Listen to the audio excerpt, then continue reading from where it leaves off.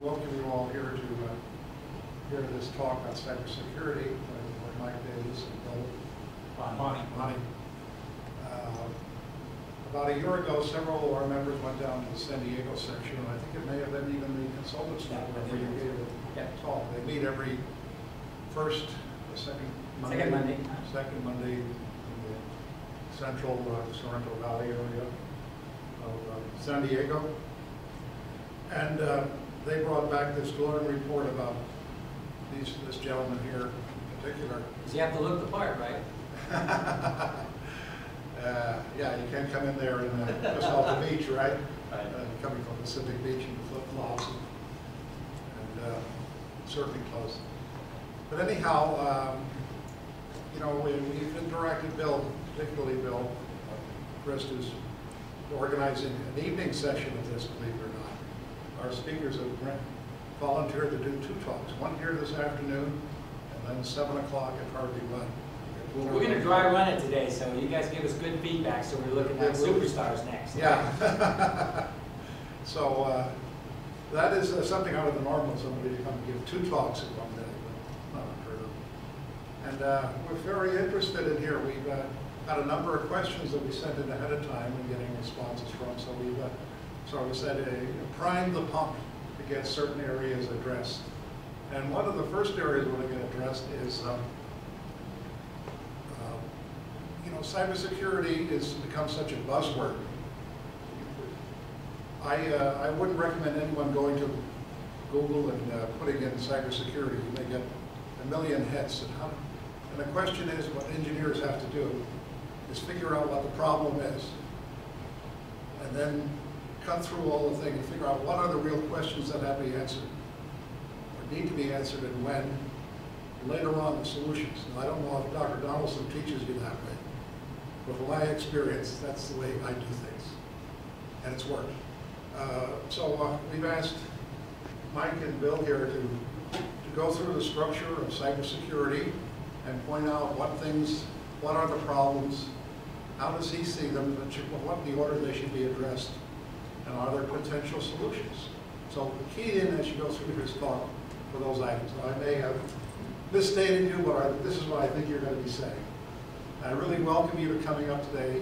You know, a lot of you retired from the Navy, and of course I spent 10 years as a civilian with Naval Weapons Center, China Lake, so I have some Navy connections too. Well, I really welcome you to come here tonight and or this afternoon and tonight also, but we're going to be there. And we're all interested in your thoughts as to cybersecurity and whatever supplemental material you can point us to look to do to help us flush in what the subject is. And of course, for the students, they want to know what possible jobs there are in the area and how to prepare for those jobs. So those are 4 things you need to cover in an hour here. Let's see what you want to do. So I got a paper over there, CSI Fundamentals, take a look at that. And since Frank and those guys gave me a whole bunch of questions, the other sheet is the questions that they asked me. So if you don't have 2 sheets, pick up another one. Okay, because they were standard questions. How does somebody in cybersecurity get a job and all that stuff? I think Dr. you have to say something. I'm not sure. Dr. you have to say something? Yeah, I just want to say there's a small group here this afternoon, but it's, even though that's true, on behalf of the College of Engineering, the faculty, staff, and students, I want to give a warm welcome to our speaker and look forward to what you have to say. So thank you for making it out here.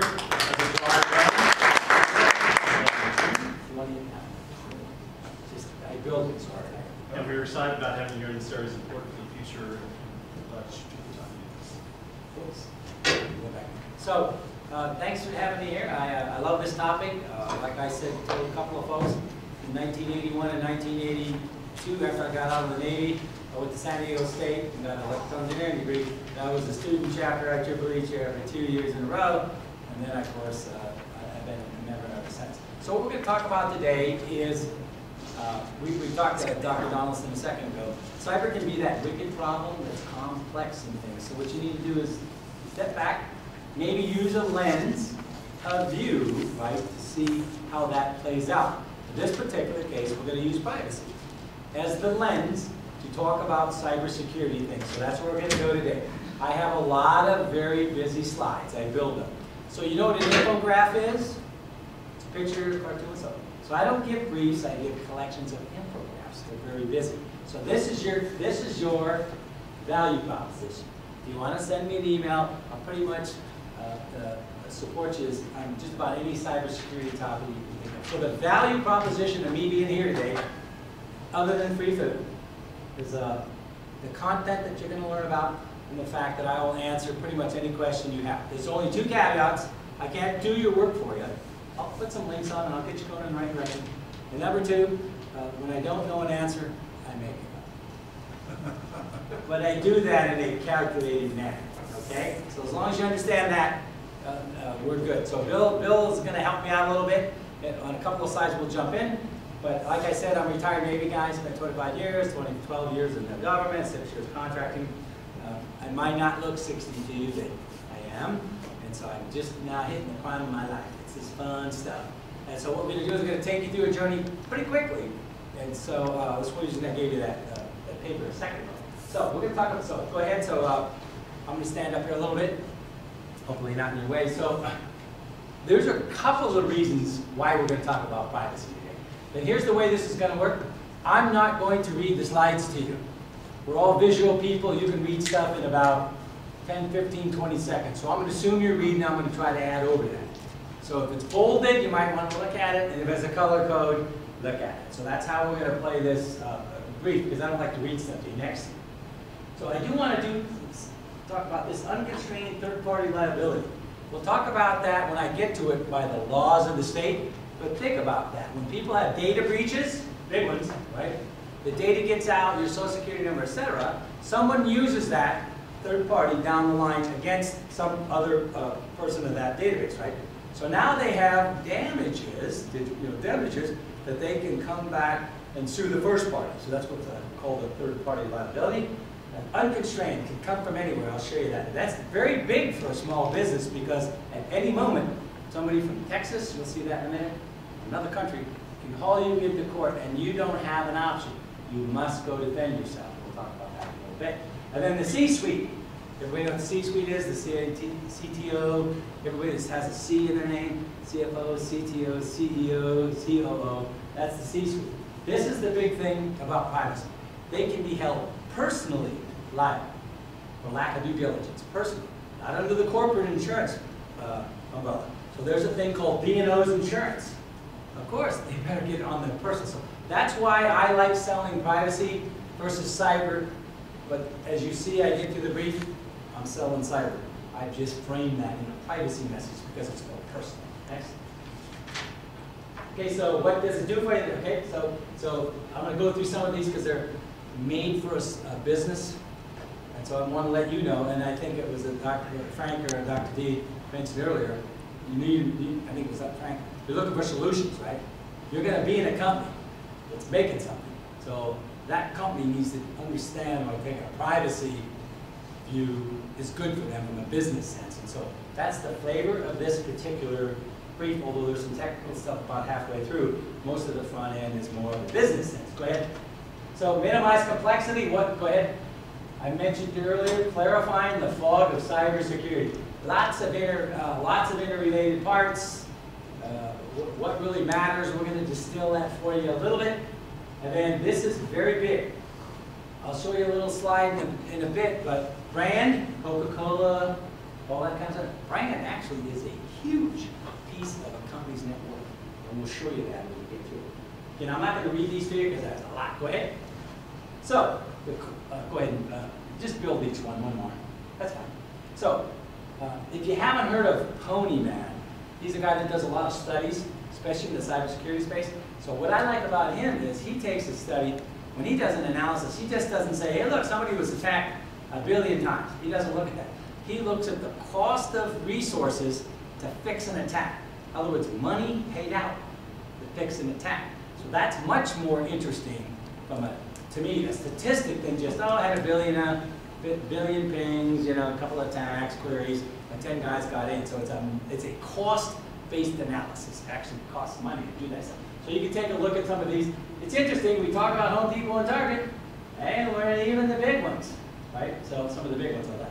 So, and then a couple of $100 million. By the way, I'm into cyber insurance as well. The Target had a $100 million cyber insurance policy. You can see right away they self-insured, and they're about 2 or 3 times behind. And that's just where they're right now. The class action suit's still ongoing. Yes, sir? You said Ponyman, is that conventional spelling on that? P-O-N-E-M-O-N, Ponyman. Very good. If you want cyber statistics, search that in cyber.com. Most of those are free, or like if some other company did it for you, you'll have to log in and give them your email, whatever. You all have an email that you just use because you don't really care, right? So yeah, take that one out. Next. So, Verizon data breach report. Now, this is the foot stomper. I try to sell people cyber.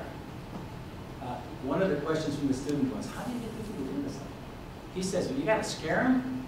That's fear, uncertainty, and doubt. I said, well, you know, that doesn't seem to be working. Here's what I want you to take away here. You understand what a sample size is, right? Okay, check this sample size out. 10 years, but I don't show up with billions of records. I get billions. Look at these different countries. What I try to tell people when I show them this slide is, this is you. This is you. The sample size is too big not to be you in a large degree. It's you. So you need to take a look at what they found and know that that probably applies to you. Most likely. Let's even use a better word. Most likely. So here are some of the threats. Point of sales, POS, that's a cash register and stuff like that. That's what Target and Home Depot are. And then some of these other things over here. So here are some of the mitigations. You would be surprised. Let's see, two-factor authentication. We'll talk about security continuous monitoring a little bit. This is looking for suspicious activity. You got to really be paying attention here because, trust me, the bad guys are very well equipped, very well funded. There's almost no downside to cybercrime. 2 years ago, it eclipsed the money stolen, eclipsed the illegal drug trade. So why not? There's no machine guns, no cutting people up, so it's just sitting at your desk stealing money. There's almost no downside. And the reason I say that is if you're a foreign entity, the digital reciprocity when it comes to laws is about this much. You're not going to have the U.S. prosecute a foreigner in another state for a digital infraction. It's pretty much not going to happen. And so there's a very low capture rate there from a criminal perspective. But this is you. When I say you, a company. Go ahead. So the next piece here, we're going to talk a little bit about Internet of Things. Before I do that, though, I want to just come back to just a moment ago to some of what Mike was talking about. So the World Economic Forum puts out a relatively large-scale report every year, and their number 9 and number 10 risks to the world economy over the course of 2015 are expected to be cyber-related attacks. They're looking really at the almost near certainty that there will be a large-scale attack on the Internet of Things somewhere over the course of the next 12 to 18 months. And another point to what Mike was just saying a moment ago, but one of the things that you see is very rarely do cyber criminals actually attack within their own borders. And it's largely because, as Mike was saying, there's no prosecution reciprocity. So rarely do you see Russian hackers attack inside Russia, although the banking incident that has just recently been in the news is a relatively rare exception. They actually did hit a number of banks in Russia, but it's relatively rare that people will actually attack inside their own borders because they can sit behind the non-existent extradition treaties and essentially do this immune. So one of the things that I have been looking at over the course of the last 6 or 8 months is really getting into the Internet of Things. And what we mean by the Internet of Things is the interconnectivity of devices without necessarily having a human being in between. So if you think about your mobile phone, and you think about your PC, those devices connect to the internet at your personal will. You're actually doing something in order to be able to interact over the internet, but you're using that device, so it's you. When we talk about the Internet of Things, we're talking about devices that connect to the internet on their own to do things that they've been pre-programmed to do, and really run environments in an automated fashion. As you look at those environments, I think most of you were aware of the Consumer Electronics Show that took place in Vegas back in January. So a lot of these images came out from there. We talked an awful lot about drones. We talked about connected cars, which is a very specific issue. When I'm talking about Internet of Things, there's three different categories that you should keep in mind. One is personal devices, or what we call wearables. Those are the things that have gotten an awful lot of press, whether it's your Fitbit or whether it's Google Glasses or whatever it might be. They're individual things that are typically sold in the thousands to tens of thousands of units. They have a durability in the range of about 1, 2, 3 years. So when you think about it for a second, they're fashionable, right? So at some point in time, you're going to get rid of your connected sneakers and get the next model of connected sneakers. Remember, Nike actually had this process whereby you could buy a pair of sneakers that would transmit your accomplishments each day as you were running, and your friends could kind of cheer you on. That was basically a connected device that's part of the Internet of Things. So these are wearables, they're fashionable. They're typically going to go away in between 1 to 3 years because people are going to be automatically upgraded because they want to be fashionable. The next category is really what I would call durables. And this would be like your connected washing machine, your connected refrigerator. When these get purchased, the average household is going to want to hold on to their washing machine for a good 8, 10, 12, 15 years.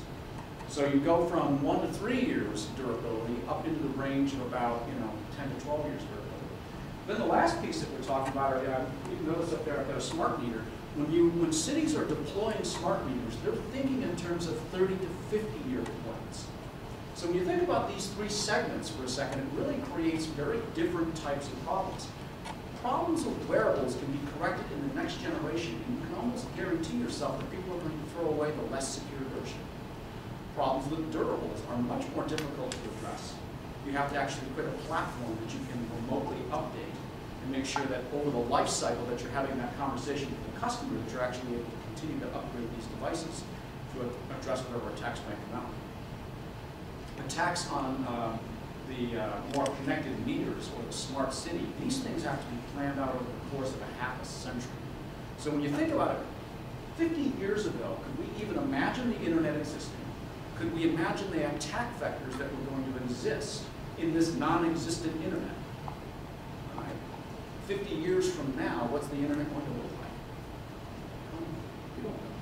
What we do know is that there are going to be devices that are being deployed today that are going to be transmitting into this environment for the next 50 years. So as engineers, how do we design systems that are, on the one hand, robust enough to withstand any attack that might be launched today, and yet updatable enough so that we can actually keep that up to date over the course of the next 50 years?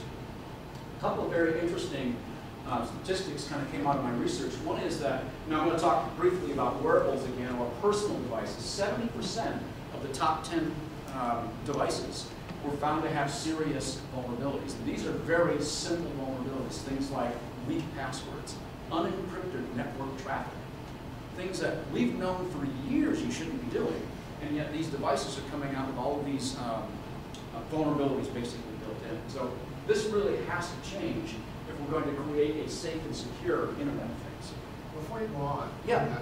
Is that vulnerability because it allows accessing something more significant, or is vulnerability the device itself? Vulnerability of the device itself, and that's actually a really good point. And actually, one of the points that I was making in this particular presentation, I gave this a couple of weeks ago in a more full format to a different group.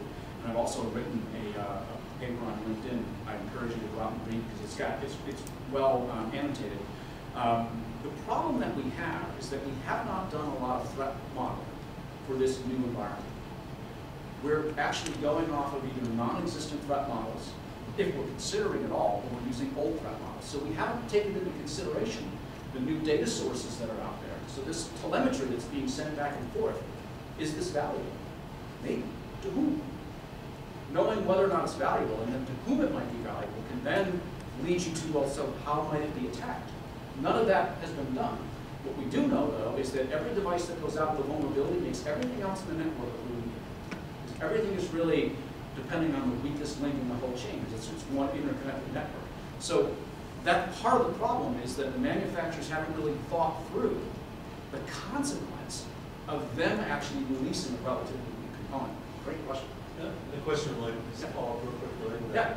So it's not just the device, but all those other things that might be chained in it. But I think it also, for example, any one of those things tells somebody that's nefarious where you are.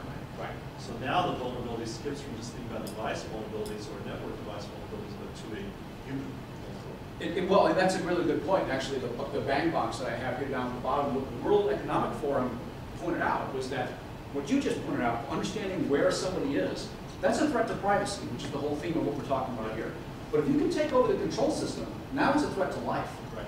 Part of what gives you the ability to take over that system is that the other components are weak. Right, right. And actually, that was one of the specific. There was a, and to go take a look at the paper that I wrote. One of the links that I have is to a research paper that was done for Black Hat last year. And one of the cars in there, they actually found had all of their communications on the same bus, connected to the same chip. Everything was vulnerable through the Bluetooth connection and through their Wi-Fi connection. So, without thinking through what these threat models are to look like, we are opening ourselves up to an enormous amount of risk, which is part of the point of what I'm trying to do these days is to raise awareness around taking a slightly more rigorous approach. It's not hard either. Recently, a high schooler with $15 worth of parts was able to hack into industrial control.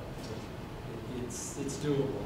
So then going back to an earlier point that related to that is that the newer models might not be the better for security. If you go back to an old system that has really crummy infrastructure, so to speak, or not as up to date, that can actually be much more secure during a transition period where we are actually getting connected. So you raise a very good point. So one of the things is I really want to experience the fully connected car. I can't wait to experience the fully connected car. I'm not one away. But, you know, part of it, and what I'm going to get from that fully connected car is a car that can self-diagnose its problems, which is going to be safer for me. It's a car that can communicate with other cars on the road and avoid accidents, which is going to be safer for me. And there's a lot of value of richness of experience that I get from that connected car.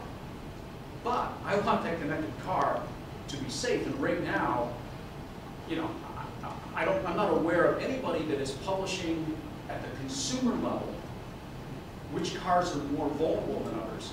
But I envision a point maybe over the course of the next 4 or 5 years where you're going to see an underwriter's laboratory or a Consumer Reports that is going to rate cybersecurity right next to crash testing, right next to repairability.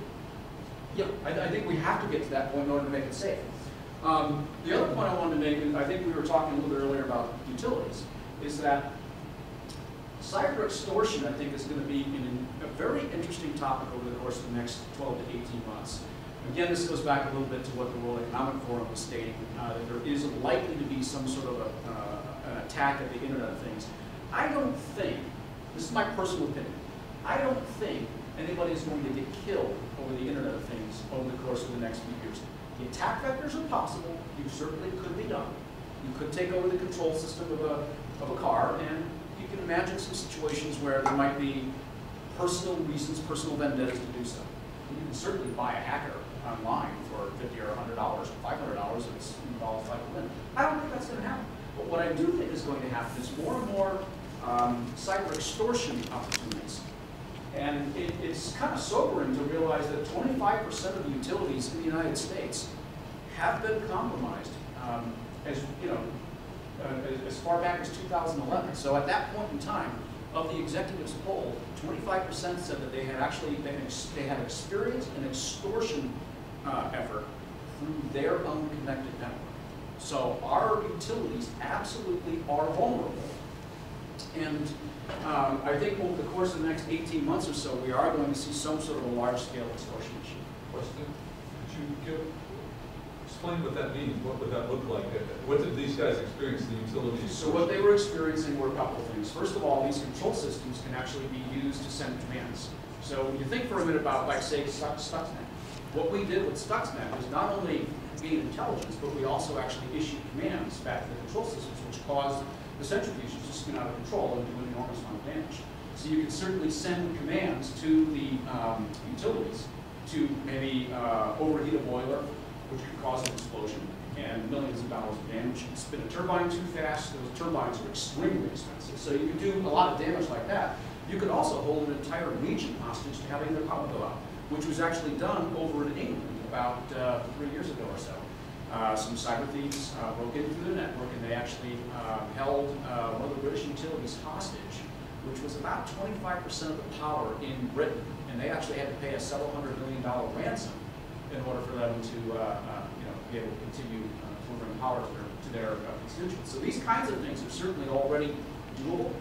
And I think that's really where we're going to see the Internet of Things exploited over the course of the short term. I don't think short term we're going to see the kind of kinetic threats that life in the new would actually cause. But a quick point to your utility part. So the utilities clearly use capacitors and other inductive devices when they get their power loads up. So they switch those in and out. There's that, but they're controlled. So what happens when you take on and put a capacitor, for example, because they use those for the impedance now. You put that on outtakes, it causes the whole system to go out of balance and boost it. So therefore, but that's a loss of power, not necessarily killing people like bullets. So we're back to you, Mike. But real quick questions on that example thing, but what keeps them coming back 2 months later and not doing anything? Yeah, that's one of the real problems with ransomware. And initially, because of the fact that there's really no way of unencrypting once somebody gets a hold, it's very tempting to pay the ransom. However, you make a very good point, and that is actually one of the biggest problems with ransomware is once you've been known to be a patsy, they're going to get you over and over. And then that begs the question, are we going after the wrong things? Instead of trying to protect all the systems, maybe a better solution is protecting, because there are incentives to get money. I assume most of these, there is some for state secrets. Mm-hmm. Most of these are after money, so if we go after ways to detect and track money payments, they can keep that. That might be easier to solve than trying to fix everything they're trying to export. They do that? Yeah, that is one of the tools. There's one of the tools to find out guy behind it. But, as you well know, with Bitcoins and a couple of the other things nowadays, the anonymous money, so they're making that hard, but you're right. Follow the money, right? We mentioned that earlier. So I just wanted to put something up real quick. What is privacy? You can look up all sorts of definitions. This is my key question. Remember I said that the legend was, if it's bold and in color, you might want to look at that. That's what it is. Well, because there's a lot to read, but is it for people only? All definitions so far are. I would submit to you back to what we were talking about, the Internet of Things. So if you're familiar with PII, personally identifiable information, that's kind of a big term in privacy. There are 12 major attributes, your name, your social security number, yada, yada. And you look over the public health information, there's 18. But just think 18 attributes. Here's what I'm going to guarantee you. I say 100 to 1,000, most people say 100, let's say about 100 of your normal events, I can absolutely classify you. What do I mean? Mike Davis goes to Home Depot about once a month. He goes to his banking. So you take those 100 attributes, no one else does that like I do. They got it. So my question is, they don't give a rat's about this. We start there, but what I'm trying to tell you, when it comes to you and where you're at in your location, you give it away just by habit. And it doesn't have anything to do with what we normally quantify privacy attributes by. Now, the question I want to leave you for is a car controller, should you respect the privacy and what it says? Should that have some privacy aspects to it?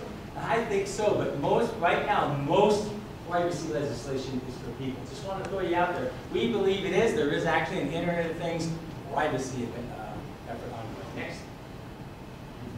Go ahead. So go ahead and go down to the bottom. So I'm going to build these.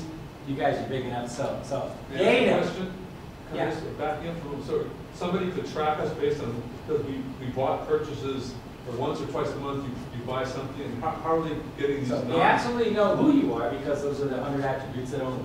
And I forget what the statistically, right, so they know it's you. So now they can know your pattern, project the trend and what you're doing so they can basically follow your trending. In many activities, your IP location is in there that they can also translate back. That's how they see these cyber, they got cyber CSI now. So like, cool, that looked last night. So they got cyber CSI now. So, but they did that same thing by triangulating with that person. And there's a lot of cloaking they can do. Trust me, the smart guys know.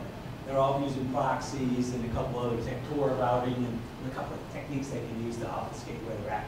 But they know who you are and they can project it and track digitally as you visit these other sites.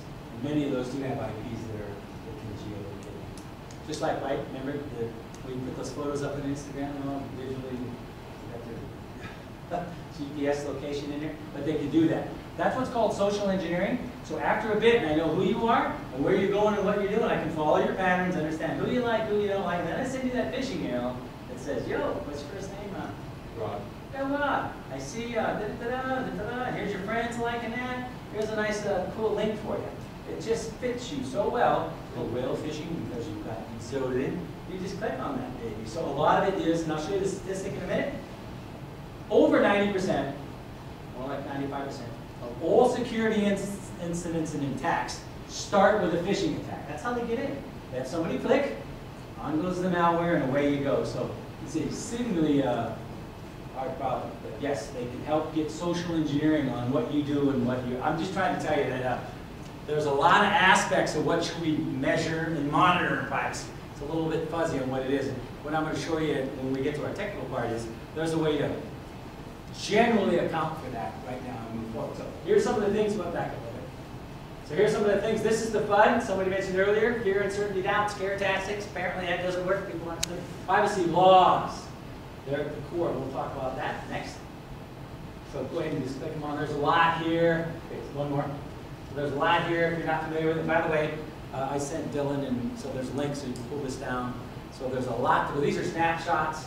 I want to bore you with it. There's a lot of laws out there. Who, for starters, though, who thinks a criminal gives a hoot? Definitely not a foreign criminal. Well, right, exactly. So laws are protect. Website over there. Laws are protect honest people, or something like that, or whatever it is. I don't know. But so these are some of the major ones. So you can tell that Sarbanes-Oxley, if you're the financial literacy, the credit cards, a whole bunch of stuff. So this is the point I want to show you right here.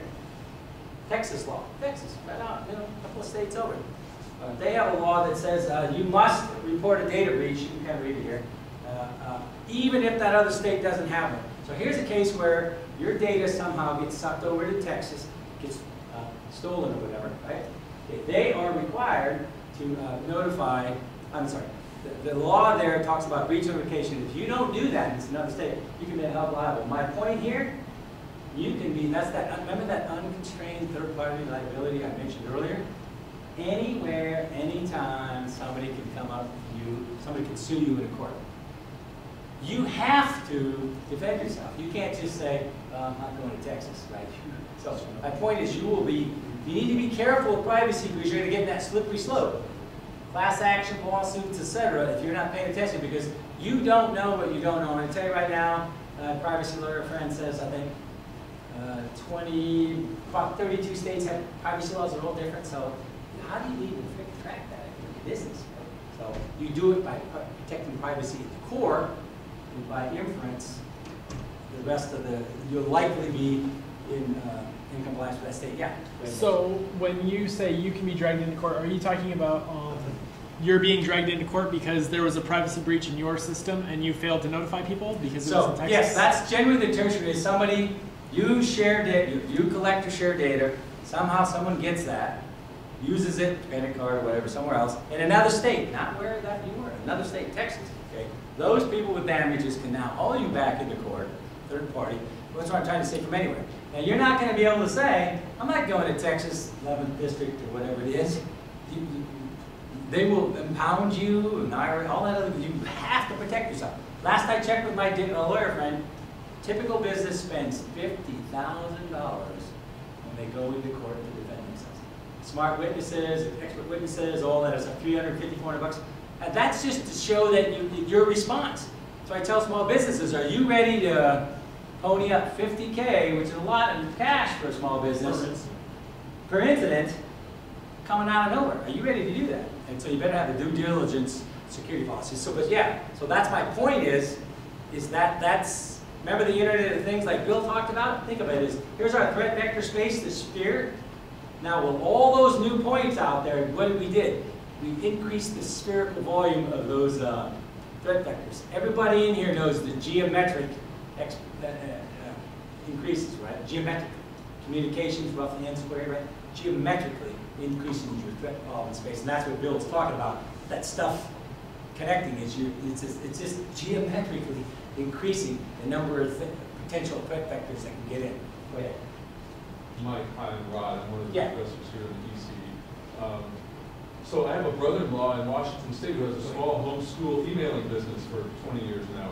So are you saying, for example, if somebody attacks his business and then you got somebody's credit card and somebody from another state could kind of, if I'm putting this together, so my honest brother-in-law, hardworking, 12-hour days to run his little homeschool mill or business, somebody could maybe get in, get his customer's ID or something, and then from any state in the union, they could somehow hold my brother accountable? Yes. He'd have to come to court? Yes. Said yes. Yes.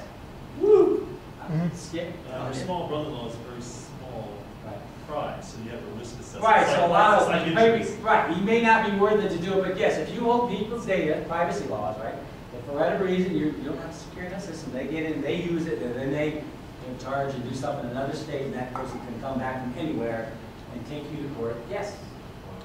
Now, you can prove due diligence, and I'm trying to tell you, to prove that, then you're gonna have to go to court and prove due diligence, etc. It's gonna cost you 25 to 50K, and in America, you're only, once you prove you're digitally right, your only recourse is to go countersue, you get your freaking lawyer fees back. So it's a vicious, in England it's different.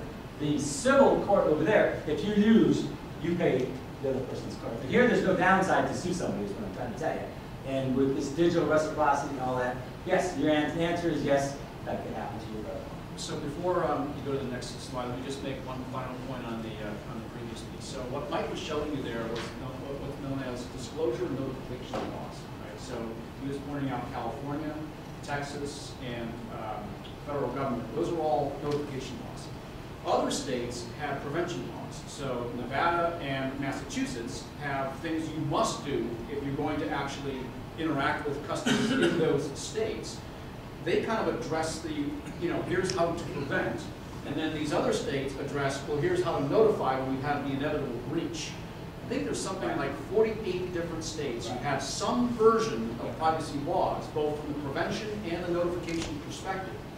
One, somebody was asking earlier, how can I get a job in this area? One thing you can absolutely do is help manufacturers and merchants deal with all of these notification laws and prevention laws by helping them design their systems to be less breachable and detect your leaks earlier to minimize the overall damage. And that is a huge economic opportunity for those of us in the engineering. We'll go down one more. So this is just some of the stuff that businesses can. Back to your point, this is businesses things that would not protecting your privacy and an individual. Again, you can read these later if you want to pull it up. But here's what I talked about earlier. The brand value is roughly 1/3. So I mean, branding, Coca-Cola, that's huge. So is a Bank of America? I mentioned this earlier. Is banks underwrite the loss of doing those credit card losses we talked about? Is Bank of America going to say, come bank with us? We only lost $300 million last year. Chase lost $1 billion. That's why you don't hear those statistics. And trust me, they're in the hundreds of millions. Yes, they lose that much, but they figured out and they protected. So you just saw Target, right? So Target was a couple $100 million.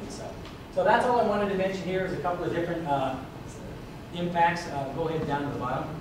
One more, right. So I'll talk about privacy by design. These are high level and notional. This has been going on for 22 years. Dr. Kalukian, not working. Dr. Kalukian's really been doing this for a long time. Very high level, and so what we've done, CJ, is we've put data-centric security principles behind these things from a technical perspective. So these are like user requirements. Everybody gets that, right? These are user requirements. We want these. Well, that's great. For you engineers, somebody has to do the translation to a technical requirement, right? What does that mean? Well, and then from there you do specifications. Here's the technical requirements. Here's a spec to build it. That's kind of how that flow down goes. If you don't have specifications, how do we globally build common products? That's what we're all about. Next. I'm sorry. So go ahead. Yeah, so people. So I like to call it the 4 Ps. Anything you do in life has those 4 Ps. People, process, policy, product. If you don't understand that from the product solution delivery, you do have those things that apply. Some may be less than some. Even if you're building something, people use it, get educated. What are the testing, yada yada? What are the security? What are the policies that go with that? I just like to call it 4 pieces. It's like critical thinking and 5 whys, very similar to this, right? It's just a methodology to make sure you've covered most of the big things that have to do with the capability that you're producing. Next. Good. So we're going to build it. So, one more. So, I built these to go a little bit slower, a little bit faster. So what happens in privacy is because it's the intersection of all those things, I have to address all that stuff. So this is just a little cartoon that talks about some of the people, knowledge, skills, abilities, right? That's what you're getting, some of the knowledge and all that other stuff. If you've got skills, be able to do stuff. And then abilities is demonstrated to be able to do something, whether that's build a firewall, etc. So that's people, mostly education and training. Processes, methodologies, SOPs, standard operating procedures, all that good stuff. Product is what we buy, and of course, POPs. And some of these things, oh, I forgot to tell you, I'm acronym soup up here, so you see one. This is very important.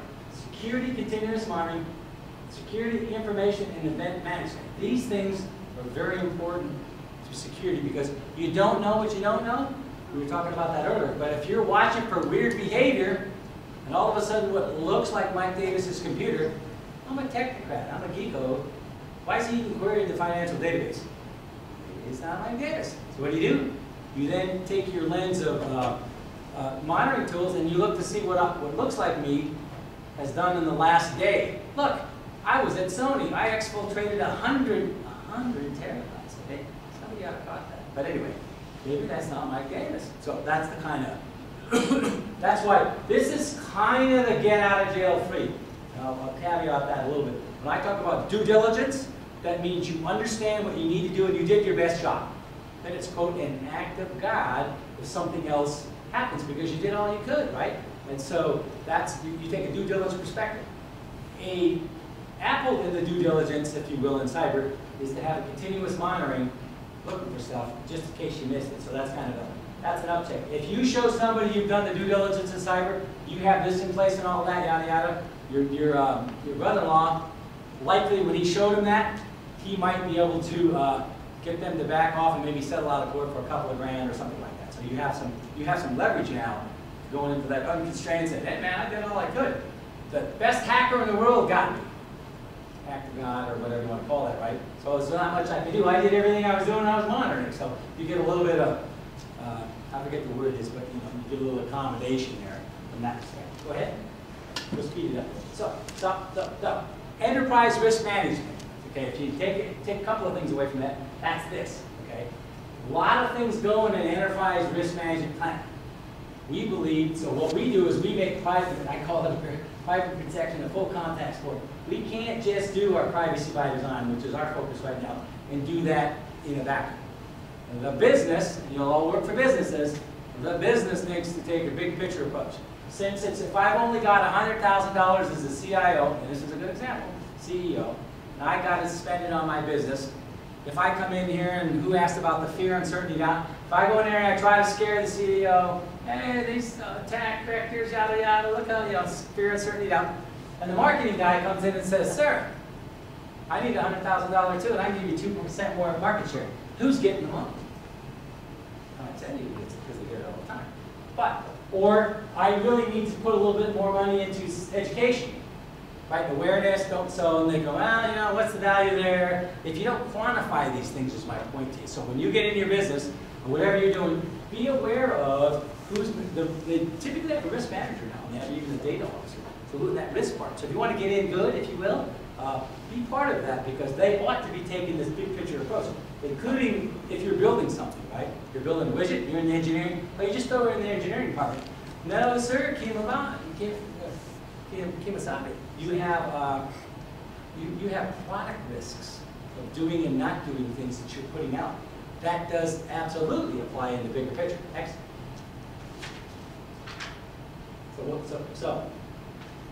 This story here tells you about requirements.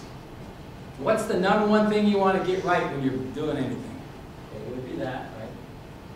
So, in software, it's a proven law. If you catch the errors, requirements, up in the design stage, 40 to 100 times cheaper than when you put it out. I mean, who wouldn't take that ROI? The people want to skip that. Oh no, I've actually had a guy tell me, I don't have time to do the strategic stuff. You know what he said? I gotta get coding. It's like, what? What? No, we'll back up a little bit. I know the utility of getting those requirements, so I'm gonna force you to spend some time in this strategic part. Because it doesn't feel good, right? You're not doing anything. Yes, you are. You're putting that strategic view in place. So when you actually come down to the requirements, you're pretty darn comfortable. You got them, and so what you build is what the customer wanted, right? Otherwise, you go through that whole building phase, and guess what the customer says? Well, that's not what I wanted. That's why rapid prototyping is so popular, because you get a little bit of something. Oh, I don't want that. Okay, tweak that, and go on. So there's a lot of different concurrent engineering. There's a lot of different things you can do to minimize that. But get the requirements right. That said, yeah. I'm sorry, finish your sentence. So that said, look at there. You want requirements? Pick some when it comes to privacy. They're all over the map. So if we have requirements that are all over the map and not consolidated, can we then build those specifications we were talking about? Not really. So what we're showing you here is we just decided, as a good engineer, if it's a wicked problem, it's untrackable, there's no policy, no requirements, we're going to go to the end state and build some specifications that seem to work. And then we will build from that, and hopefully, you know, requirements people will come and match up. So that's basically our philosophy, because we don't see getting to buildable privacy specs ever happening, because this stuff is churning. Everybody's all over this. Yes. Do you know if IEEE or anybody's taken initiative to push that first point green there into AWS requirements for capstone projects? Not yet. So they have a cybersecurity initiative. This started out, Dr. Glenn, I've engaged him. I forgot his last name. But yeah, they have a cybersecurity. They be at IEEE high level. It's an initiative, and they're trying to figure out where best to play. Soon we will see their way of doing that is to ask the sections to come up with projects to do. So I've already engaged the chairman and said, yeah, we want to do because we're doing it. So we volunteered our section in San Diego to do this particular one. But you know, if you go through the ABET route, then everybody's going to be doing it really quickly as far as the training with students. Yeah, I hear you. Just like specifications from, just like AST inspection for EVs. Yeah. They'll hit you if you don't have that. Good point, and we're on that track right now. We were trying to, we've actually taken the privacy specification for cloud, PII. We have that now. They just, Microsoft just bought into that. We're now taking that and mapping to our specs. We have something to go forward to show them how we align with a privacy specification, but it doesn't have to be one of these. My point here is requirements are all over the place. What do we want to do first when we start anything? Get the requirements right. So kind of requirements. So we just basically said, well, we understand the solution needed, so let's build the specs and go from there, and then align back to the requirements as we get there. I know that's counter to what I just told you, understand the requirements, but if they don't exist, what do you do in any project? You make assumptions and boundaries. Then you build. Then you go back, my assumption and boundaries still about right? Nope, one change, how's that affect what I do? And you continue to go. If you wait for perfect specs, you wouldn't build anything. So that's what we're doing. We're bounding it, get some controls, and then we'll move forward. Next. Okay, so, back again. So this is actually kind of important here, so I'll show you that in a minute. I say bridge the gap. Everybody understands semantics, right? Rule sets. When people say, I have a firewall rule that says, deny all. Well, how's the equipment supposed to know that? You know, it's basically a language translation between people speak and equipment speak. So we need to bridge that to make that translation, right? Not unlike what we said earlier on the requirements in the specifications, right? So it's more of a generalized statement into specific, actionable, buildable things. Because we're building stuff, right? How do you build stuff? We have specifications with thresholds and tolerances and all that stuff. So this is what we're trying to say here is we have to bridge that gap because the devices do stuff down here. I have people saying, I don't want that kind of stuff. That's very important to be able to bridge that gap, and I'll show you where we do that. I'll show you where you do that in a bit. Next, keep going. So this is part of privacy by design? This is the privacy by design? Yeah, so I'm now shifting over, my privacy is good and all that other stuff, into steering you into why we think privacy by design is good, yes. So we've now shifted over a little bit more tech. I've got some technical IT stuff going on, so I like that. So data-centric architecture, I'm a complete fan. Because it basically, you can read it up in here, but it basically says, everybody understands what a don't care in Boolean algebra is. It's kind of a don't care in the infrastructure. because I am encapsulating from a data perspective what I need on the architecture. And so from a services perspective, and that's what we talked about some of the services of it, but you can see some of that. But my point in a data-centric architecture, it's just the view. Are you still building the same thing? Yes. Can you take a data-centric view? Sure. Can you take a system operational view? Sure. It's a view. Remember that lens I mentioned earlier? It's just a view of whatever you're doing. Every product you make has different views.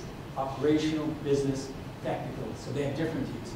This is a data-centric view because in the end, I mentioned earlier, it's all about the data. It's not about you're making something, but in the end, knowledge, business, and trends and all that, in essence, comes out with, it's all about your data, your IP. Well, it's all about the data. So if it's all about the data, take a data view. Anybody in here an engineer and you understand what a steam cycle is? Steam cycle? Steam cycle. Steam cycle. You follow a drop of water around the steam cycle. It's in the feed system, it's water. It goes in the boiler, gets heated up, makes steam. Goes in the engine, makes power. Goes down in the condenser, gets back into water, goes back to the feed. It's the steam cycle. You follow the drop of water, it just keeps going over and over and over. That's what we're talking about here from data. Following the data through its data life cycle, which just kind of makes sense. But the steam cycle is an analogy on why this makes sense. And it doesn't really matter if you're in a drop of water, what system you're in, it still works. Same thing with data. You can apply that makes the infrastructure agnostic, don't care, to the data itself. So that's why we like data-centric architecture. Next. So, real busy slide, but this, if you can take a look at it, we're working our way in. You've seen some of the network diagrams before. You know, got transport host, services, data. So this is just working your way down the stack. Everybody understand what the ISO stack is for internet? That's got 7 layers. Most people say 8 layers because the people are on the top. But it's got several layers from basically from the physical, excuse me, the pins and stuff, all the way up through the application layer, TCP, all that stuff. Anyway, bottom line is, this is basically somewhat of a data view of that. So you got your data, storage services, apps, so you can kind of follow that. My point is, and there's a lot of information on here, is when it comes to cybersecurity, data security, every one of those transitions is important. When I took my system engineering graduate work, one of my professors said, everything in life is a filter. You have the gazins and you have the results. It's those boundaries that define the characteristics of the system. Whatever you do, right? It's the boundaries. Guess what? We pay almost no attention to that.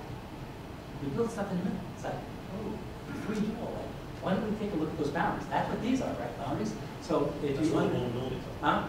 That's where That is where the vulnerabilities are. Yes. So that's what this is trying to say. IA controls inheritance, right?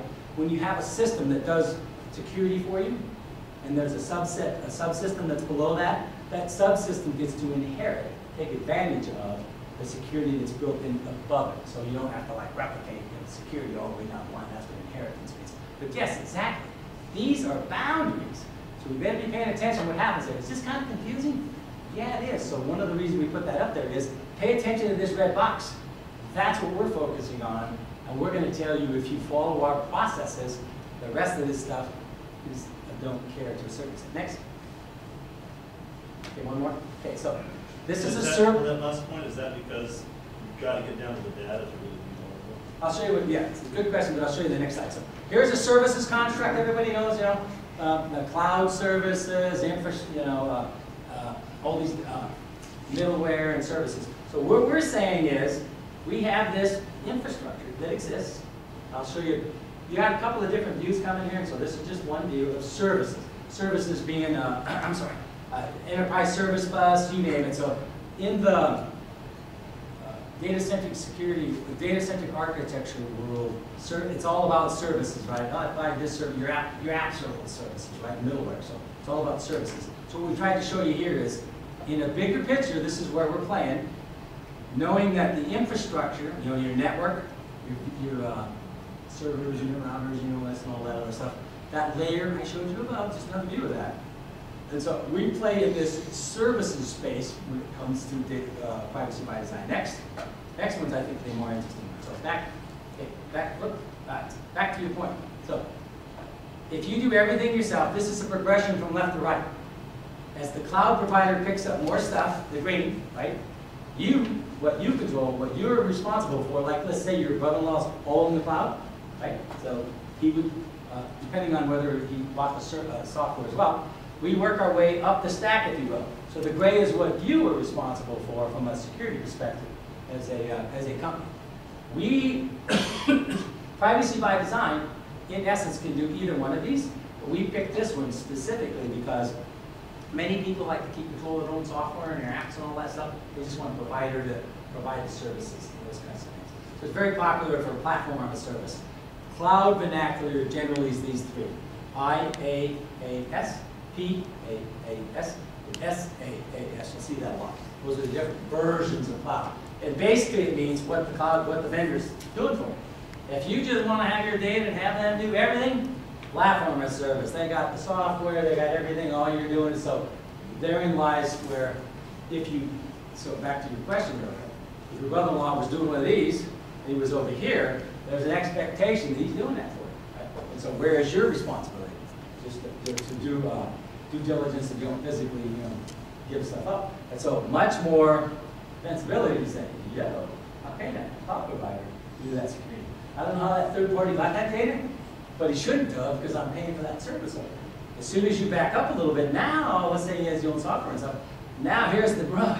Now the cloud provider is going to tell you, I did everything I had to. It was you. So you get that little, now you're still going into court because, anyway, long story short, I wanted to show you where you can minimize your legal and technical liability in the cloud quite a bit depending on how you do it. So my point here, though, that... Question related to that, so if they're on the far right and all green, Yep. she said, I'd still have to show my due diligence.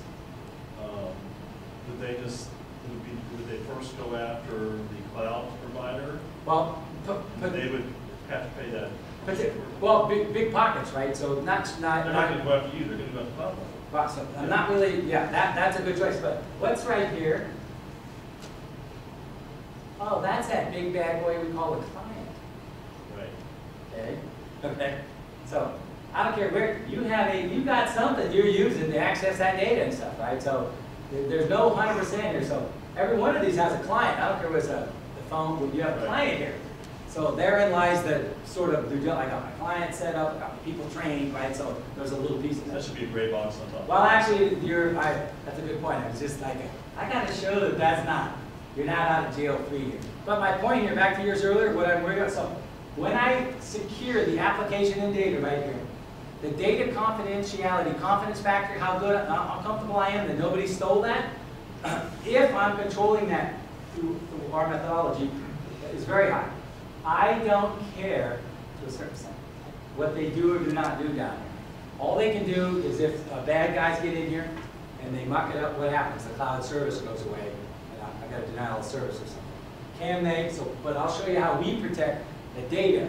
That means using the cloud. Like, people worry about the cloud. I don't care. Just show in a minute. I encrypt it.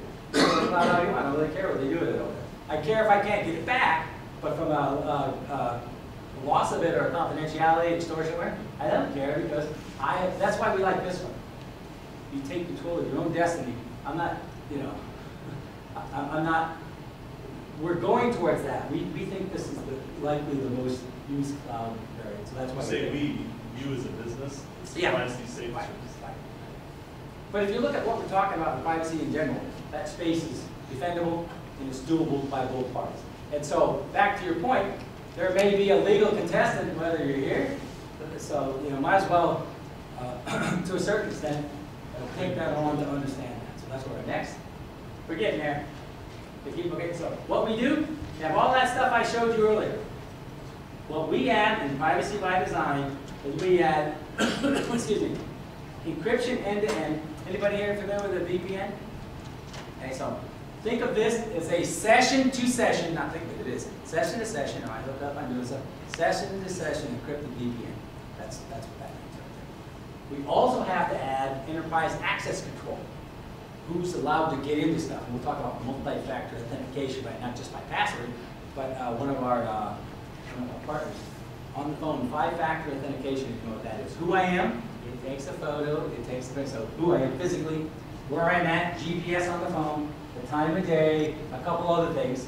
It says, yep, all those factors are good. I'm going to allow you access. And then what it does, if you're familiar with some of these access control methodologies, is I tried to get into a corporate chair, right? It goes, who are you? I got my password in user ID. Oh, okay, that can be stolen, right? So as soon as I get to that bridge, it asks for my credentials. So up on this, it says, who are you? I fill that in. And it immediately gives me a session pin, just like banks do. 6 pin, boom, I'm in. So right away, I've got that much higher added level of authentication when it's me. Not only me, but I mean, yes, you could work around this all you want. Picture who I am, picture your phone, print where I'm at, that's my phone, all those things, and I'm in a geolocation, not Russia, right? So all those things together, pretty darn convincing that I'm who I say I am, and then it gives me a 6-digit pin, I put it in, I'm off going, and for that session, right, I'm off getting access however I want. Pretty significant, and banks use this, and a lot of banks use that now. I'm just trying to tell you, that's what that part is, and then security policy management. So that's the biggest thing. Now I'm going to show you quick examples of these two, because this isn't a concept. We're doing this. I'm not trying to sell you vaporware here, right? Everybody gets that? This is, we have products that do this. What I haven't done, and I think you mentioned earlier, what you did, Frank, was got the, you did back on the boards, the rest of the world to realize the futility in making up more and more and more requirements. What is the end thing? To build privacy-enhanced products. You need to do that. You need to do specifications. So that's the route that we've started off on. Go ahead, next. So data encryption. This happens to be one of our products, and again, this is a lot of stuff, I understand. But this is the specification. These are the kind of things you need to be able to do to handle that data and that application layer I mentioned earlier. That layer. So this is the data security aspect of that. Go ahead. Next, we really have a product, one more. We really have a product that does this. Look, some of these things are pretty cool. Okay. Ultra fast encryption, this is AES, this is the good stuff. 256, you can go up to 1,000, but it slows, everything slows down by length of key. But here's the cool part. So when I told you session to session, so you can think about that. You can start encrypting that shit stuff. Sorry. You can try to see stuff. Sometimes my Montana background kind of pops right out there. But so if anybody, when you learn the #1 rule of privacy, that's the one thing you need to leave here. Encryption, encryption, encryption.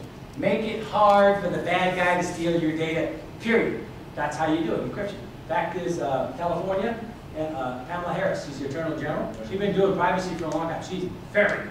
She just did a 10-year report on privacy in California, because they started the first law in 2003. So she uses the government supplied email, not a person. Yeah. Now that's Hillary. Different story. But because she did a 10-year report, what mattered? I mean, she's got all these. Okay, again, you got to believe. One thing you have to understand as engineers, and you probably know that, the cockpit and pilots know this. You have to believe your indication. If the low lube oil pressure alarm on the right engine goes on, you better start taking action that you're going to lose that engine, right? I mean, that's kind of an analogy from an aircraft. Same thing in indications and warnings in cyber. If you're getting somebody that says you got a hacker in there or something, you probably better assume there is one. So her report, this is kind of cool, the top 3 things to do for pipes. Top 3. Encryption. Encryption. Encryption. I'm telling you, that's what she said. So what she doesn't say is, you better get the key management right or you're going to be screwed. Because there's a thing called key escrow and key rotation. What if you miss it, if you lose a key? How do you freaking get that data that you encrypted with that key back? It's called key escrow and crypto. How's that? A lot of those requirements I showed you earlier, PCI and a couple of them, require rotating encryption.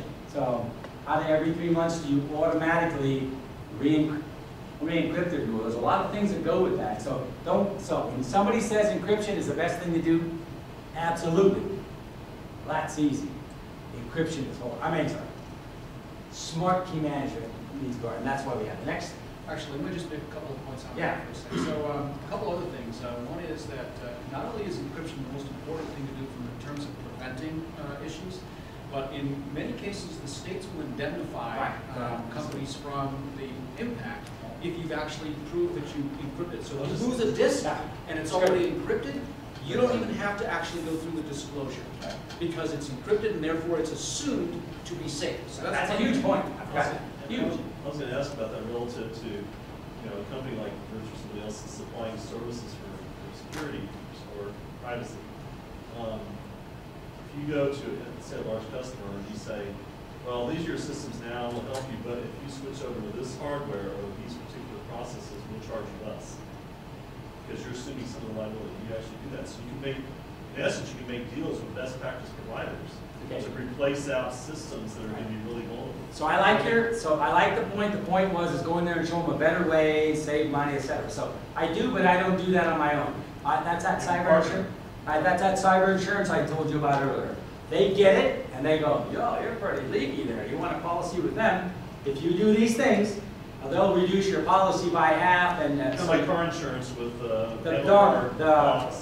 Progressive, whatever. They were hacked, you know. No, I meant like the analogy is like your car. If you put on a handlebar lock, it's they'll discount your insurance. I'm sorry. For the security system on your home, you have lower. But your point's well taken. So that's what I'm telling you on the cyber ROI. There's a lot of that with privacy. Exactly what the dean said is you can take that. You're only doing yourself good too. But if you partner with the cyber insurance company, which you should, they will. I absolutely will tell you. They'll go, oh man, you got lots of lower risk, and so they will cut your premiums a lot and also significantly reduce your deductible. So yes. I don't do that because that's ugly, but I team with the professionals in cyber insurance who actually want that. That's a win-win for them and the client, so yes. One other point about cryptography or encryption is, to the point about managing your keys. So two of the biggest heists that have gone on in the last couple of years, one was RSA, they were after the keys. The other was the chip maker over in, I believe it was in Holland, right? Malta or something like that. So understand RSA, they make the encryption certification. They're the people who get this stuff, right? And they got it. So don't lose sight of the RSA point that he's making. So it's very important to actually have a very good key management process to protect the keys, be able to recover the keys, because if you lose that or you lose control of them, then you're just as vulnerable. Because if someone has the keys, they can unlock everything you have. So tell everybody privacy. Encryption is the way to go. Make it harder on the criminals. And then real slowly, you show them how smart you are and say, we got to get a real good key management system to do all that. And you'll be the hero. Next. How good, just quickly, how good do you rate the good privacy that MIT generated thing and AES 256? Good. Right. So, yep. So, decent. Wait. The PGP, right? I just got garbled to make sure I said the other way. So repeat that. Oh, he was asking. Various algorithms have pretty good privacy. MIT been out for a while. So, it's a huge key. So here's the deal. If I send you a message, I give you half the key to receive it, and I have half. So there's public, private, secret keys. So the bottom line in all of that is the one from this. Right. The bottom line is that whatever algorithm or tool you're using, make sure they use what's called AES, Advanced Elliptical Software. But the point is, it's exceedingly hard to break it. Now, there's always a cost. AES is computationally intensive, so you're not going to do that on a. So you have to be careful there, right? But in general, yes, ensure whatever product you're looking at uses they have triple DES and all that older stuff. Pretty much AES is an accepted encryption algorithm to use. So if you're looking at anything in encryption, say, do you use the AES? Again, act smart, just ask them. Yep, okay, you're probably pretty good, and then you really need to use more keys. The more keys you use, geometrically goes up. 256 is pretty darn good. Some people will go up to 1,000, and you gotta have some horsepower to do that. But the bottom line is, yes, that's an accepted. In fact, if NSA said AES was good enough for the government to encrypt secret level information and below, which is probably 90% of all we do. So the next one we're going to talk about is security policy. I can't tell you enough that we could not do what I'm telling you we're doing on privacy by design without this. Remember that triangle I said earlier about semantics? Bridging the gap between the semantic layer and the machine layer, right? So that's really hard, ugly, This particular product does that right now. And he uses a thing called model-driven security. We don't get too hard over on that. What I'm trying to tell you here is automated security policy is very hard to do. But you need it because, let's say, you need it to implement privacy on various levels. I call them avatars. You got your public, right? You got your private. You got your work. You got your stealth mode. There's probably a couple others. You need the system to say when you go click, I'm in private. You don't want to have to do anything else but have that automatically trickle down into higher level encryption, higher level access control, whatever that means, right? You want it to do that. You got to keep the user just, oh, I thought like Facebook. Okay, whatever. You then get to set that. But my point is, security policy automation is the holy grail. The hard part about privacy by design. That's the only reason I got into this is because this guy's been doing it for 10 years. Next, you want to see what this product looks like? Busy. He's very big in Europe. If you don't know, Europe has a data protection law. It's very hard up there. Of course, World War II and all that other stuff. Hey, trust me, privacy is a right there. And so the people stand up for it. We basically have no privacy laws here. They got strict ones over there, and they take companies to court. That's why the guy that builds this does well in Europe, because they get that this product works well. Next, almost done. So in other words, security information system. I'm not going to bore you with that. We're getting on time here, so go ahead. This is what his looks like. He sells all over the world. I'm not trying to sell your products here. I'm trying to tell you everything I told you we need to do, their products to do that. This is not a concept sell. We got this. What we need to do is formalize those specifications, map them back to a couple of requirements bodies, and move forward.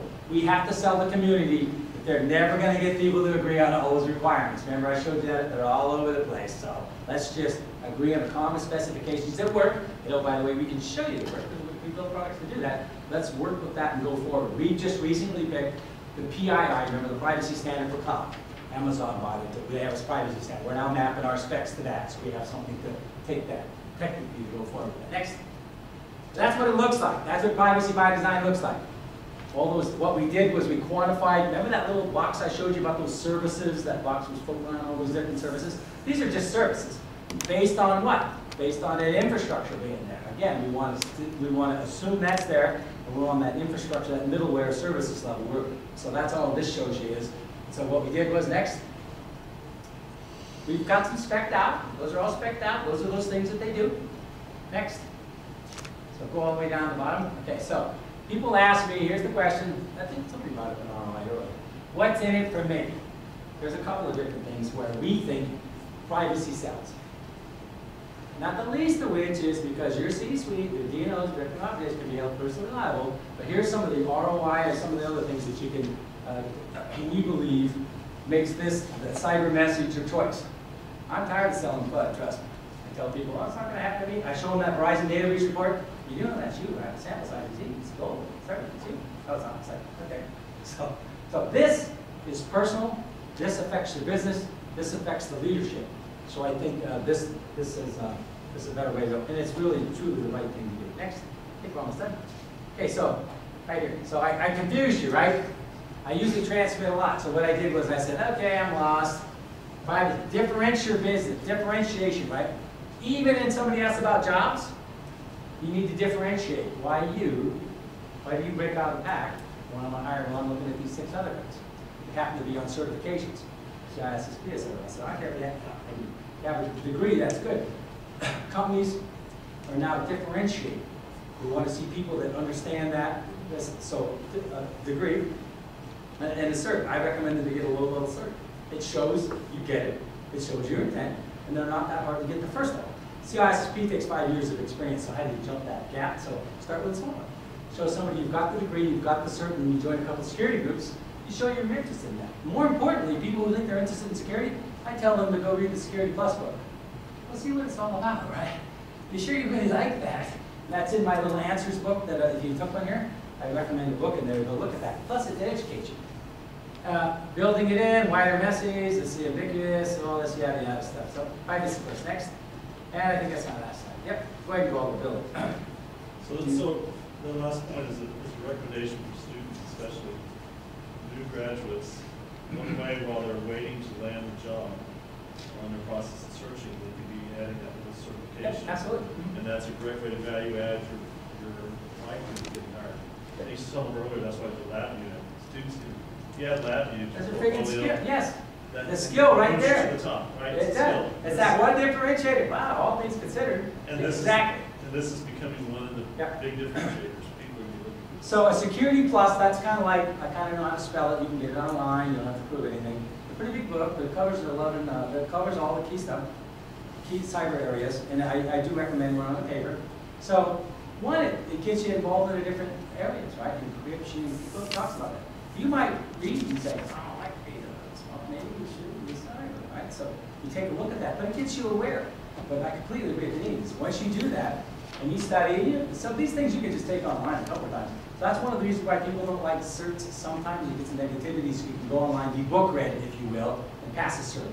Okay, well the guy's book read, passed a cert, you better any other guy that didn't do it, right? So you have to be careful when people blast certs that I think they're wrong. It is a differentiator. I like the LabVIEW thing.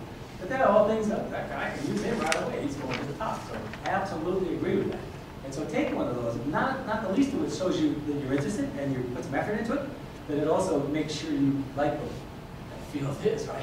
You don't want to get down that road and say, my daughter did that. She got a marketing degree. She says, Dad, I don't like marketing.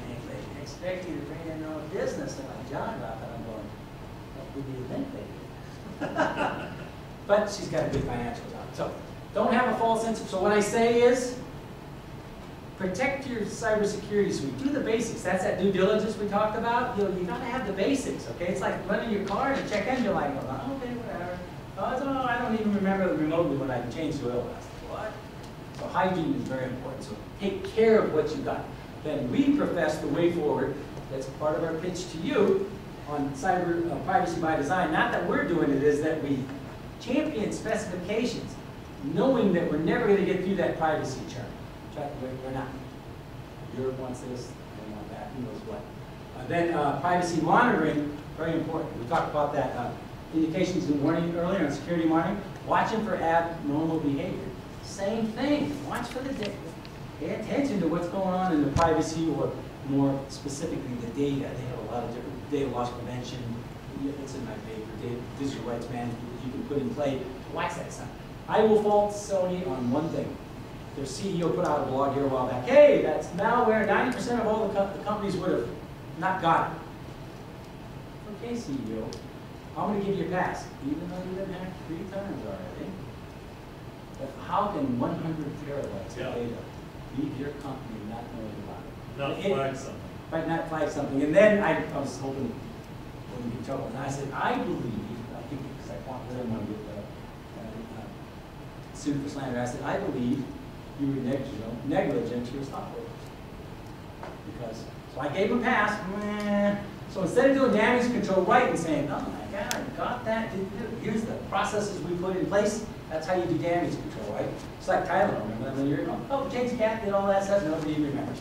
Here you said it like backpedaling and should have done this. No, oh, we learned, here it is, fess it up. Because guess what? It's out of the news in what, a day or two? It's not, no big deal. So the point there is, if you're prepared in some of these cases, you can immediately go through that due diligence. And the one professor left, but I got to tell you, that's what it's all about. Showing you did. In business, it's called do care. Do care means you're in business. There is no, I didn't take that course yet. If you're in business, you're supposed to know what it takes. You're legally allowed. So do care is the ability to show that you did the due diligence, that you did the methods to make the do care happen. So that's where the due diligence implementation part comes from, and that's what we're trying to say here is take a due diligence. Do not be one of those companies that gets 1, maybe 2, and then they pop up like popcorn. Those unconstrained third-party lawsuits popping up, right? And one of those, 50K, small business, it takes away from your customers, your business, and it sucks out your available cash. And so that's it for my spiel here. I did want to just read those 2 questions from the other students because I thought they were pretty good. So I have to go look at my glasses. So like Dean said earlier, so these are some of the questions that were answered. Probably, again, I'm kind of geek speak. You go to the back, and he said, how do you get into the InfoSec market? That's why I mentioned visibility is everything. You know that, network and everything. That means a security group. By the way, I'm talking about security. There is an audit. It's called ISACA. If you like the audit, risk management stuff, ISACA is a little bit better for that. If you like security and building things and stuff, then ISSA, that's what I'm going to rub, is a little better for you for that. And so then I say, read the book, and then somebody said, are certs relevant? I said that earlier. Yes, they are. Get that lower level one, show them that you're committed, and like the dean said, you've got that one little skill that pops you up above everybody else, and it gets to that level, trust me. 500, 600 applicants, right? First thing they do is screen on that differentiator, and then maybe look at a couple other things before they even remotely spend more than about 10 seconds on your resume. And then the scare tactics, we talked about that. And that's mostly educating people that the threat is real and it can happen to them. So, transmitter, pretty close. All right. Are there any further questions? So if you go back to the very first slide, so did you get my email? So again, the value proposition is I will answer any question you got. More than willing to do that. I don't do your work for you, but I'll help you. So the thing in cyber is don't do anything from ground zero. I'm going to tell you, somebody's done it already. The 98 percentile. I'm not saying they're perfect. But somebody has done probably everything you want to do, documents already, and it's likely leverageable unless you want to buy something like Bob. So seek out and look for somebody's, yes, sir. Besides educating like students who are in the university, is there any system or any strategies that you take to educate some other people who are maybe not computer savvy or who are not even aware of their privacy while using the computer? You're Most of the time, yeah, you're great, man. Keep going. most of the time people lose their privacy because they don't know or they trust the wrong guy. Because maybe you pop up online and you say, I'm going to back up your files on the computer. If you want to back up your files, you click on it, that's one. Okay, so you got two questions there. One is the general populace awareness not to do stupid stuff. It's like, Seb's on our campus all the time. I don't, that was sort of the awareness when you just have to educate. I don't know, people are really gullible, so that one's a little tougher. But my first question here, a little bit more towards what you were talking about, was small business. They just got some people, maybe one guy kind of hacking those IT doing it, so I have some small business recommendations. That would be from, and it could be your home office. It doesn't have to be, you as your own business, right? You're your own business. The other one in awareness is just try to have an awareness campaign. There's a lot of them out there. Stop, Think, and Connect is a good one. Stop, Think, and Connect does how to set up your home office, how to keep your kids safe, right? The big thing that just got sold in California, the revenge porn site, right? And the pissed off guy sells the pictures to the site, and then the lady has to pay big bucks to take it off. So it's just so we minimize that stuff. What I want to add is, sometimes people use sites like people or something to educate people. Yeah. And then in the end, they will just suggest a product. Yes, exactly. Strategy or something. So I was wondering if we have something like that. Yes, there's actually, yeah, so there's actually a couple of, there's this, I need to keep it on my, there's actually this one guy that's like a professor, video professor. That's all he does is security stuff. So I actually recommend you read the book, it's Security Plus, and go, if you send it to me, maybe I'll send it to Dylan. He's pretty cool, it's all free. I mean, it's pretty cool, it's out there. It's a free video series on, pretty much he follows the book, these different sections. And so yes, and he's not out to sell them, he's got free videos. All right. So that would help. In fact, that's a good point. Read the book. If you really like it, then look at those videos and study up a little bit, and then take the Security Plus. So that's all right, thanks. You got to go to the next one. We got one last question on that. Yeah. The dean gets the last one. Y'all know that, right? Just check. Anybody else you can take the question? No, I'm just kidding. Okay. But when we start having these vulnerabilities at the university on systems, and people do dumb things, and I kept saying, if you have to rely upon everybody at the university not doing a dumb thing, you're always going to be in trouble. So, you see what I'm saying? You can have awareness campaigns, Right. you can say, don't click You're a on man this. after my own heart. So you can do all that stuff, but at the end of the day, your number's going to kill you. Because you have 10,000 users on your system, somebody's eventually going to do a dumb thing. So you really have to design. Is that right? Exactly. He's exactly correct. Remember when I said I specs, let's go to the specs. So anytime you have a problem that's insurmountable, you take out the problem in the loop. In other words, put in user protections that minimize what they can do not. Now that home stuff doesn't work quite because they're their own boss. But in general, you can absolutely do that. Microsoft learned that 50 years ago. Do you really want to delete this? Duh, right? No. Do you really want to go to that untrusted site? It makes you think a little bit. And here's in the business that we have. And on the bottom of that says, click here, and IT will research it and get back to you in 2 hours. Click here, and they'll go to there, but all your actions will be tracked. Really think so.